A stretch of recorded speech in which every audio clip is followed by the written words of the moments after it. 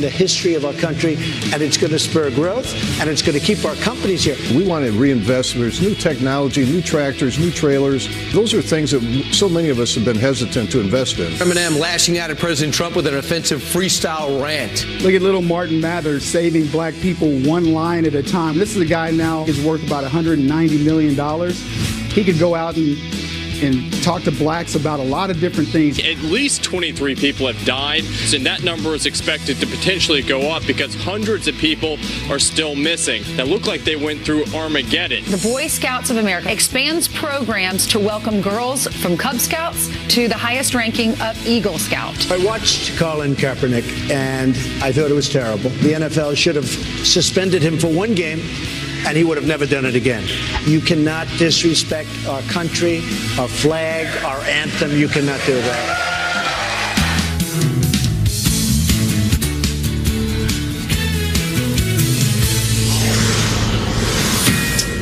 We have a Fox News alert, and it is huge news, and this could be what the president was referring to yesterday. After 5 years held prisoners by the Haqqani Network, a Taliban faction, an American woman and her family just released. Fox News Pentagon producer Lucas Tomlinson is live at the Pentagon with what we know. Lucas, man, they've been together, but they have been held hostage for a long time. That's correct, Brian. Just moments ago, Fox News has learned that the Pakistani army transferred this American woman and her family, her 2 children born in captivity while being held hostage by the Haqqani Network, a Taliban faction since 2012.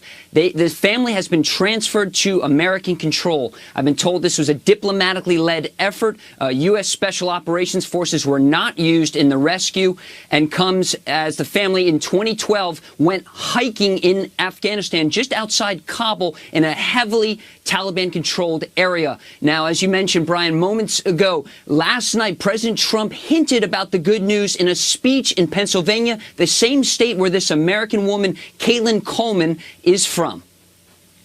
Something happened today where a country that totally disrespected us called with some very, very important news. And one of my generals came in. They said, you know, I have to tell you, a year ago, they would have never done that.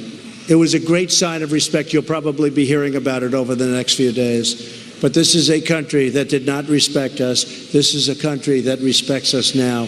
The world is starting to respect us again, believe me. The family was last seen in a hostage video last December, pleading with then-President Obama to help them. Caitlin Coleman warned, "Don't become another Jimmy Carter," she warned then-President Obama.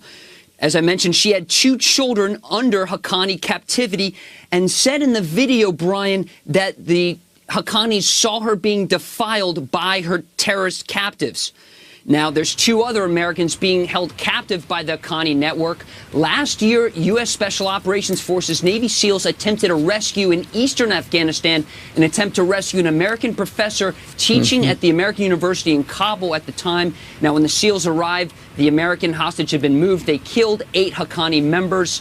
There's also a Massachusetts man currently being held hostage by the Haqqanis. But to wrap up, an American family is now free, a family of 5. Caitlin Coleman and her Canadian husband, Josh Boyle, and their 2 children born in Haqqani captivity are now freed this morning. Guys. Lucas, do we have... Okay, so the president was probably alluding to them being released last night in Pennsylvania. Do we have any idea, has the administration been negotiating to try to get them released, and why now?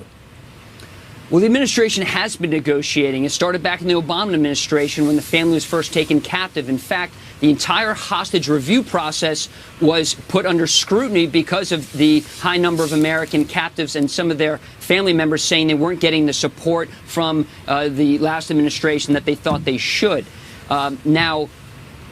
Efforts were complicated in getting this American family back when the U.S. military killed the leader of the Taliban, Mullah Mansour, a year ago in Pakistan. So a lot of things going on, a lot of negotiations, but it is good news this morning, guys. And Mansour killed coming back from Iran. And so we let them know, we know there's synergy between Iran, the Taliban, and Pakistan.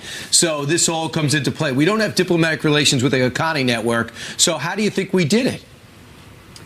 Well, just recently, the Secretary of Defense Jim Mattis and the Chairman of Joint Chiefs of Staff General Joe Dunford told Congress that they were no longer going to let Pakistan safely harbor the Haqqani network and the Taliban inside Pakistan. So one might speculate this is a good faith notion that the Pakistan government put out the word that we need to help recover this American family, and it sure does appear like a good token, a sign of good faith. Lucas, how were they treated? Do we know anything about that?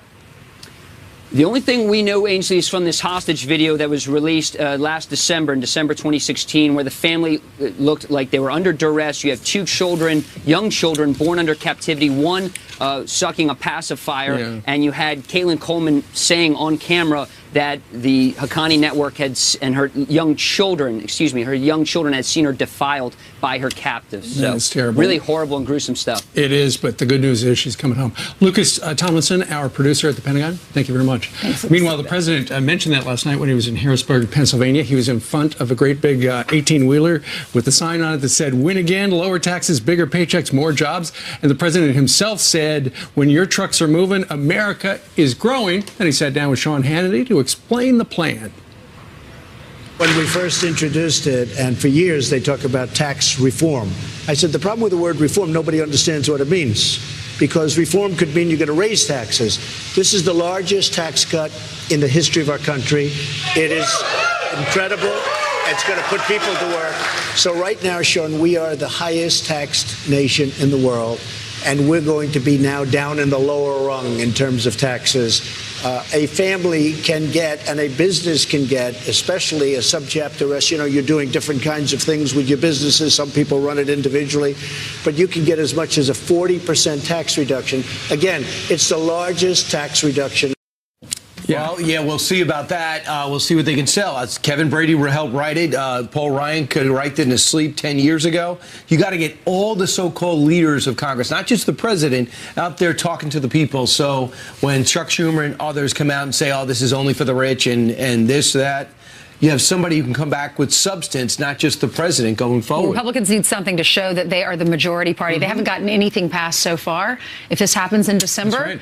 And the reason he did that in front of all those truck drivers is most American truck drivers are small businesses, and they would be greatly impacted. The president also said that the average middle-class family would save $4,000 a year if Congress passes this. Asked you what you thought. A lot of email. Yeah, this is from Lee. Says all Republicans need to contact our senators to pass the tax cut plan, as is no changes. They need to stick together just like the Democrats do. Rob says all President Trump has to do is get his tax plan passed, is tell the Democrats that you have to pass it to see what's in it, and they will jump on it like a dog on a bone. There you go. A tweet from Rick O. I would rather see roads and bridges built and great gainful employment before the donor class is rewarded with tax cuts again. Seen this before. You know, it was interesting, too. I read an article about the protesters. There were only 20 protesters at that event last night. And then police said, you need to go move your cars. So they agreed. They went to go move their cars to the parking garage, and most of them left. There were only 2 of them that came back. All right. Meanwhile, we know there have been a lot of protesters on the field with the NFL regarding, it all started with Colin Kaepernick, and then after the President of the United States at that rally 19 days ago, a lot of them were protesting the President of the United States. Well, now it sounds like, according to the commissioner, at a big meeting next week, he's going to say, you know what, everybody should stand. If we're doing the national anthem, all the players should stand. Talking about the commissioner, Roger Goodell, pictured right there. So he sat down with Sean Hannity to talk about a myriad of things, and that was one of the issues. This is what he had to say. I watched Colin Kaepernick, and I thought it was terrible. And then it got bigger and bigger and started mushrooming. And frankly, the NFL should have suspended him for 1 game, and he would have never done it again. They could have then suspended him for 2 games, and they could have suspended him if he did it a 3rd time for the season, and you would never have had a problem. But I will tell you, you cannot disrespect our country, our flag, our anthem. You cannot do that. So they're going to have the NFL meetings this week. That's going to be the first thing on their agenda. It was scheduled anyway. But they also reached out to the union, say we'd like you to attend too, because they're concerned about the ratings, concerned about sponsorship, concerned about CTE in the sport, and now they're concerned about this. Well, it's clearly a win for the President of the United States if he was able to force this issue. Charlie Gasparino, you know him from the Business Network, he's got a great column in the New York Post today. He says that the NFL admits that Trump knows the fans better than it does, and the commissioner, Roger Goodell, missed a clear trend of stories that looked like his league was run by social justice warriors. The fans, however, noticed, and so did the president. The whole thing seems to be falling apart, and mainstream media they're not reporting it the way that a lot of Americans feel about it. In America, I think the American public is just sick of all of this. It's not over, though. I do expect some players to kneel or sit, especially look at the 49ers and look at the Browns. Even during the anthem? Definitely during the anthem. I don't mind it before, but no, they could sit in between plays. I don't think I have a problem with that. Yeah, it's just the anthem is the main issue. Ultimately, though, when they do that, it's bad for their business because a lot of the fans, according to the polls, a majority of Americans want. Well, we just everybody interviewed that guy who hasn't come home in 2 years. Yeah, you know, he's sacrificing so much for our country, and saw his mom, and you saw the video. That poor guy, he was excited to have an In-N-Out burger. He's sacrificing so much, and not to stand for those men and women that are doing so much for our country and our safety. And he also had to find out from somebody else about Radio Shack. I know. I know. It's always something. All right, it's 8:11 here in New York City, and Jillian joins us with the Fox News Alert. And oftentimes overseas, they like to watch football as a little, escape. So keep that in mind, too. Yeah, think about how they feel when the players aren't standing. Absolutely. Let's begin right now with the Fox News Alert. The White Widow, one of ISIS's most notorious terrorists, is believed to be dead. Sally Jones, a 50-year-old mother of two from England, became a top terror recruiter for women after moving to Syria and marrying a jihad. According to The Sun, she was killed in a U.S. drone strike in June. 10 college students now in police custody, accused in the hazing death of another student who died after a night of drinking. Police say Louisiana State student Maxwell Groover had a blood alcohol level nearly 6 times the legal limit to drive and died of choking from alcohol poisoning last month. Police say he was left in the frat house alone to die. The Phi Delta Theta charter at Louisiana State is now shut down. The Boy Scouts of America will now allow girls to join its ranks. The move shaking up a tradition that's been on the books for more than a century. The change will now allow them to eventually obtain the coveted Eagle Scout rank. A program for older girls is expected to be available in 2019, also giving them a path to become an Eagle Scout. The Girl Scouts blasting the decision, saying it's all about declining numbers and revenue. So we've all had to wait in the airport during flight delays. Not fun, right? But some people pass the time better than others, like this guy.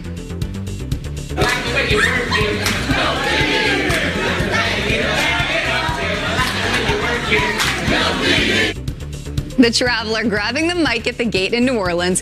Fellow passengers even chiming in while he performed a flawless rendition of Blackstreet's No Diggity. Hey guys, I like the way you work it. I think he was having a good time. Wait, was he at the bar before that? I mean, where did he get the courage to do that? He's wearing a Redskins shirt. Remember when the Redskins name was the biggest controversy in the NFL? Oh my goodness. Those were the good old days. Right. They were the good old days. Thanks, Jillian. All right, next up on the rundown, they are one of the most lethal terror groups on the planet, and now Hezbollah has its sights set on the United States. Our next guest is a national security expert who says the Iran nuclear deal made the threat so much worse. No kidding. Plus, the vacation is over. Why former President Obama is heading back to the campaign. Fox News Alert, and it's good news. After 5 years held prisoner by the Haqqani network in the Pakistan region, a Taliban faction, an American woman and her family just released. Caitlin Coleman was taken hostage with her Canadian husband outside Kabul in 2012 by the Taliban. She, her husband, and 2 kids have now been released to Pakistan. We don't know all the details. We're getting some of it. Aaron Cohen is the founder of Cherries, which manufactures products for terrorism readiness, and is a terrorism expert. Aaron, as you see, the Haqqani network had him. Now they don't. We didn't have to give up 5 Gitmo guys to exchange. So what do you think happened here?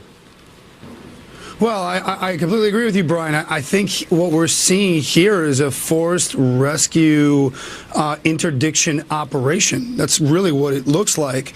And if that's the case, it means that Pakistan, with joint U.S. Actionable intelligence, deployed a security team or an interdiction team that had information about where this family was being kept for the last 5 years, and performed an entry and got them out and freed them. And I feel like that's what's going on with this one. Well, we're going to see, because we know we told Pakistan you're on notice because we're going to stay in Afghanistan. We know they're the problem. We know that's where the Taliban train and go back and regroup. So maybe they're getting the message?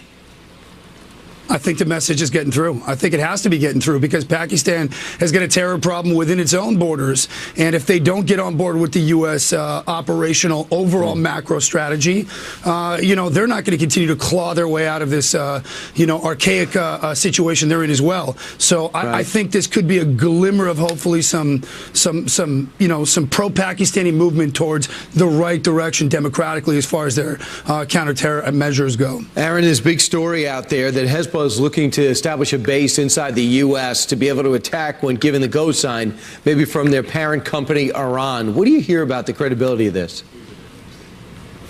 Well, I can tell you, Brian, that Iran is one of the oldest organized terrorist groups in the history of modern warfare. There's no question that they are essentially the extreme Islamic military on behalf of the Iranian regime. They have been for, since the bombing in the early 80s of the Marine barracks that killed over 222 servicemen.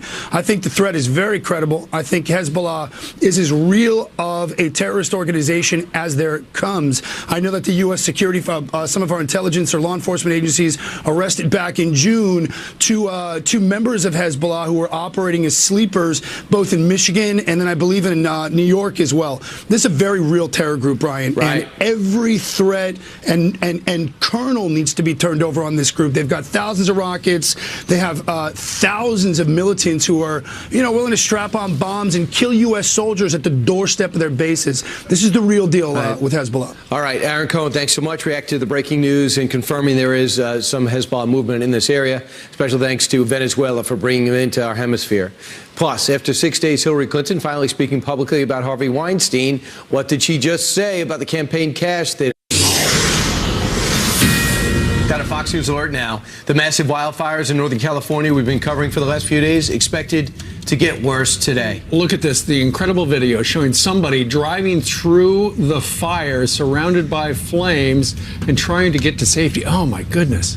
Wow, that would be so scary. Will Carr is live in Santa Rosa where the entire neighborhood has been destroyed. Will? Good morning, guys. In this neighborhood, looks like a bomb went off in it. Home after home destroyed. As you walk along, everything gone here. You can see half of this garage door is crumpled and charred. And as we walk along, we've seen so many cars that were charred and burned in this inferno. It was so hot, actually, that the bumpers of the cars melted off and are now scrap metal. And as you look up on this light pole, I want to show you that's the other part of the garage door, which is now dangling down. At least 23 people have been killed in these fires. Hundreds more are still missing, so that number could go up throughout the rest of the day. There's going to be a red flag warning. That's not good for the firefighters on the ground, some of whom have actually lost their own homes while they're trying to protect these communities. And for people who are not in the direct fire line, the air quality is terrible. Many people throughout this area actually wearing masks like this. If they can find them, many places have sold out, guys. All right, Will Carr live in Santa Rosa, California with the very latest. If that garage door was way up at the top of that pole, there must have been an explosion. Yeah, holy cow. terrible. Thanks, Will. All right, well, she is married to Tennessee Titans wide receiver Eric Decker, and she's performed the Star Spangled Banner many, many times.